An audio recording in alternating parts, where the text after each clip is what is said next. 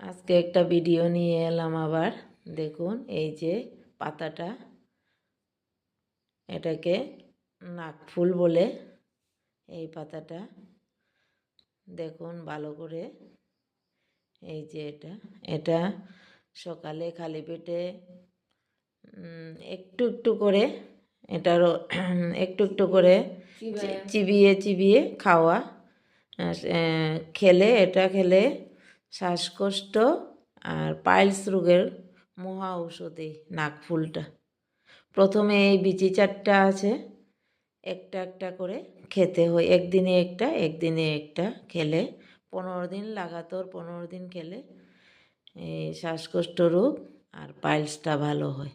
আর কাঁটাটা ফেলে দিতে লাগে, পাতার যে উপরের সাইডে যে কাঁটাগুলো থাকে এটা ফেলে দিতে হয়। নিচের থেকে